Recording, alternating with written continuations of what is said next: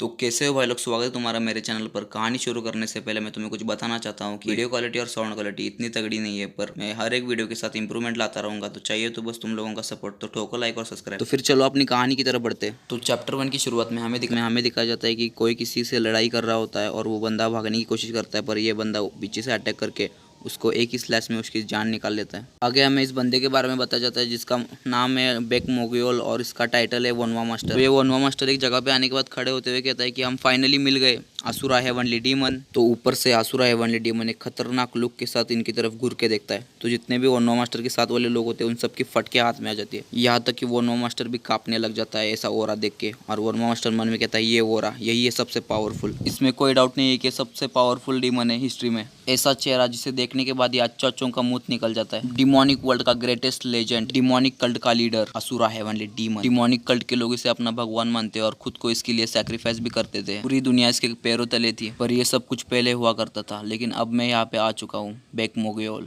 आगे वनवा master heavenly asura demon से चिल्ला कर कहता है कि कोई आखिरी शब्द। तभी हमें दिखाया जाता है हेवनली असुरा डीमन जो कि जोर जोर से हंसने लग जाता है। वनवा मास्टर इस ओरा को देखने के बाद मन में कहता है कि ये ओरा यही वर्दी ओपोनेंट है मेरे लिए, मेरे ग्रैंड फिनाले, मेरे स्टोरी के लिए। खुश होते हुए कहता है कि अगर अपोनेंट चैलेंजिंग नहीं होगा तो कुछ भी मजा नहीं आएगा जब मैं इसे हराऊंगा। चिल्ला कर असुरा हेवनली डीमन से कहता है कि अब तुम्हारा यहाँ पर सब कुछ खत्म होगा, अब तुम्हारा यहाँ पे अंत है, जल्दी से आ जाओ असुरा हेवनली डीमन। तो असुरा हेवनली डीमन अपनी आंखें बंद कर लेता है और अपना खतरनाक ओरा रिलीज करते हुए अपनी आंखें खोल देता है और टेलीपैथी को यूज़ करते हुए कहता है कि प्लीज़ मुझे मत मारो। ये सुनने के बाद अपना वनवा मास्टर का रिएक्शन देख लो भाई। वनवा मास्टर मन में कहता है कि मैं क्या सुन रहा हूँ, ये मेरा जो अपोनेंट है वो absolute master Asura heavenly demon है, वो कभी भी ऐसा नहीं करेगा। अपने डिग्निटी साइड में रखकर अपनी जान की भी कभी भी नहीं मांगेगा। तभी असुरा हेवनली डीमन कहता है कि प्लीज़ बस मुझे एक बार भागने का मौका दे दो। तो वनवा मास्टर कहता है कि ये टेलीपैथी कम्युनिकेशन क्यों यूज़ कर रहा है। भी असुरा हेवनली डीमन और कहने लगता है कि मैं ऐसे चुपचाप एक चूहे की तरह भाग जाऊंगा, मैं अपने आप को कहीं डीप माउंटेन में दफन कर लूंगा, गैंग हाउस से मैं बहुत ही ज्यादा दूर चला जाऊंगा। तभी वनवा मास्टर चिल्ला कर कहता है कि नहीं, मैं ऐसा बिल्कुल भी तुम्हें करने नहीं दूंगा। और मन में वनवा मास्टर कहता है कि तुम भागने का प्लान कर रहे हो, अगर तुम यहाँ से भाग गए तो मैं हीरो कैसे बनूंगा इस बैटल में। डिमोनिक कल्ट के लीडर को ऐसे हराने में कोई मजा नहीं आएगा अगर वो ऐसे चूहे की तरह भागने वाला होगा। तभी असुरा हेवनली डीमन वापस से टेलीपैथी कम्युनिकेशन यूज करता है और कहता है कि मिस्टर ब्रेक प्लीज, मेरी भी कोई रेपुटेशन है, प्लीज आप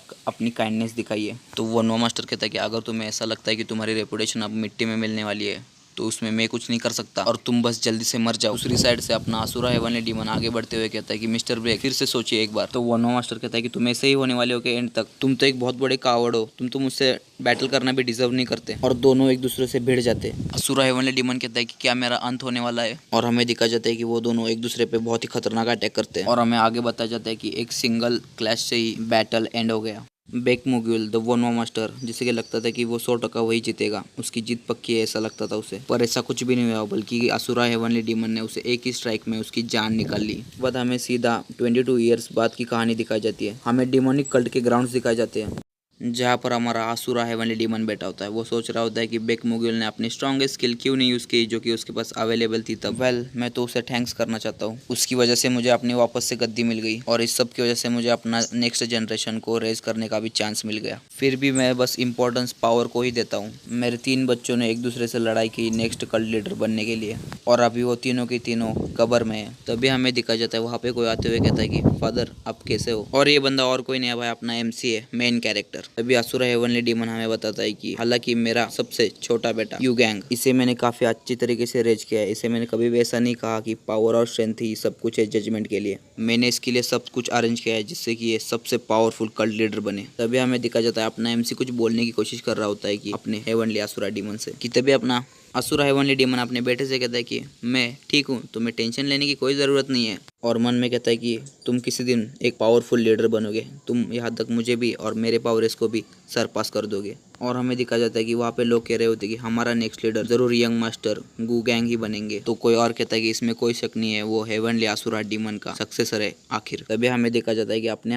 MC के हाथ में एक पर्चा होता है जिसे वो अपने मुट्ठी से कस लेता है। इसके बाद सीन चेंज होता है और हमें दिखा जाता है कि कोई कुछ लिख रहा होता है जो कि और कोई नहीं अपना MC होता है। तभी अपने MC के रूम के बाहर कोई आता है और नॉक करता है। अपना MC कहता है कि कौन है। तो ये लंगूर अंदर आते हुए कहता है कि यंग मास्टर आपको ग्रीटिंग्स। हमें इस लंगूर के बारे में पता चलता है जो कि है टॉर्चर एक्सपर्ट और इसका टाइटल है द ग्रीन रिपर। आगे लंगूर कहने लगता है कि यंग मास्टर मैं अब एक ऑर्थोडॉक्स सेट के मेंबर को टॉर्चर कर रहा था और यहाँ पे मैं रिपोर्ट करने के लिए हूँ लीडर्स के रिक्वेस्ट पर। तो अपना एमसी मन में कहता है कि ये मेरे क्वालिफिकेशन को चेक करने आया है as a future cult leader. और अपना एमसी लंगूर से कहता है कि कंटिन्यू करो। तो लंगूर रिपोर्ट बताने लगता है। वो कहता है कि क्रिमिनल को मैंने पिछले 3 दिनों से अंडरग्राउंड में बंद करके रखा है और टॉर्चर कर रहा हूँ। पहले दिन पर मैंने उसकी चमड़ी उधेड़ दी, उसके थाई से लेकर उसके टो तक, और उसके बाद मैंने आधे दिन तक उसे नमक में डुबो के रखा। दूसरे दिन पर मैंने उसके पैर निकाल कर सुअरों को खिला दिए। और आज टॉर्चर का तीसरा दिन है और आज मैंने क्रिमिनल की आधी बॉडी ही गायब कर दी है। और इतना रिपोर्ट बताने के बाद ये लंगूर बहुत खुश होते हुए मन में कहता है कि इस पूरे डिमोनिक कल्ट में ऐसा कोई भी नहीं है कि जिसने मेरे लेवल का टॉर्चर अचीव किया है। मुझे पक्का पता है यंग मास्टर मेरे पे बहुत ही ज़्यादा प्राउड होंगे अब। तभी अपना एमसी चिल्ला कर कहता है इतना काफी नहीं है। इतना सुनने के बाद ये लंगूर कहता है कि मैं आपसे माफ़ी मांगता हूँ। और आगे मन में ये लंगूर कहता है कि क्या मेरा टॉर्चर काफ़ी नहीं है? मैं तो ऐसा सोच रहा था कि यंग मास्टर कहेंगे कि तुमने क्रिमिनल को बहुत ही ज़्यादा हार्शली ट्रीट किया है, पर यहाँ पे सब कुछ उल्टा ही हो गया है अब। Young master truly same blood line के है, लेजेंडरी हेवनली असुरा डीमन के। और ये लंगूर कांपते हुए कहता है कि मैं बिल्कुल भी उस पर रहम नहीं दिखाऊंगा और बहुत ही ज़्यादा हार्शली उसे टॉर्चर करूंगा। और वहाँ से फटाक से निकल जाता है। रूम में बस अपना एमसी अकेला बचता है। अपना एमसी शांत तरीके से कुर्सी पे बैठा हुआ होता है और एक लंबी सांस लेता है और कहता है कि ये डिमोनिक कल्ट के लोग बहुत ही ज़्यादा ब्रूटल है, ये सभी की सभी हार्टलेस है। मैं बस डिस्ट्रैक्ट हो गया था कि वो कितना ज़्यादा निर्दय है उसकी बातों से सुनकर ही। और हमें दिखाया जाता है कि अपना एमसी ने ऐसा क्यों कहा होता है कि इतना काफ़ी नहीं है। जब वो लंगूर बातें कर रहा होता है तो अपना एमसी मन में कहता है कि तुम चुपचाप बैठ जाओ, तुम बहुत ही ज़्यादा ब्रूटल हो, ये वो। और एक ही बात किया जा रहा होता है कि मैं ज़्यादा इतना काफ़ी नहीं हूँ कि मैं सब कुछ इंडोर करूँ, मैं स्ट्रांग नहीं हूँ, मैं इतना ज़्यादा स्ट्रांग नहीं हूँ। और वो उसके मुंह से निकल जाता है कि इतना काफी नहीं है। आगे अपना एमसी मन में कहता है कि उसने क्या बोला था कि टॉर्चर करूंगा और ज्यादा, ये बहुत ही ज्यादा हार्श पनिशमेंट है बस कल्ट के पास घूमने के लिए, ये अनएक्सेप्टेबल है। अपने एमसी के हाथ में पेपर होता है, उसमें हमें दिखाया जाता है कि उसमें क्या लिखा था। उसमें लिखा था कि मैं डिमोनिक कल्ट के लीडर के पोजीशन के लिए फिट नहीं हूँ। और एमसी कहता है कि आज भी मैं फेल हो गया अपने फादर को ये बताने के लिए। और मन में कहता है कि मुझे डिमोनिक कल्ट का लीडर नहीं बनना, बल्कि मुझे तो बस एक नॉर्मल लाइफ जीनी है। पर मेरे आसपास के पीपल ने कुछ अलग ही सोच के रखा हुआ है और कुछ अलग ही अजीब सा सोचते रहते हैं। और हमें एक पास्ट का सीन दिखा जाता है जहाँ पे एक मेड आके कहती है कि यंग मास्टर आप कहाँ थे। अपना एमसी कहता है कि रास्ते पे कचरा था तो उसी को मैं फेंकने के लिए गया था। तो वो मेड जाके दूसरों को बताती है कि एक ऑर्थोडॉक्स का मेंबर को अपने यंग मास्टर बस एक कचरा समझते। तो कोई और बंदा कहता है कि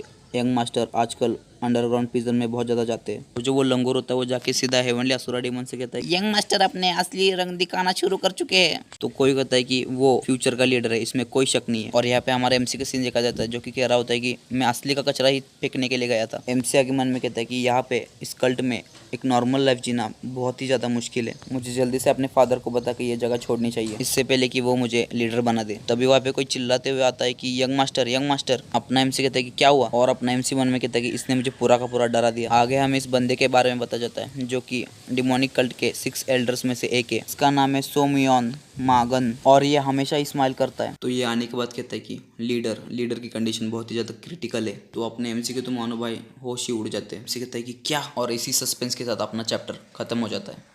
तो कमेंट में बताओ तुम्हें ये स्टोरी कैसी लगी और अगर तुम्हें इसके आगे के भी एपिसोड चाहिए तो सब्सक्राइब और लाइक कर लो।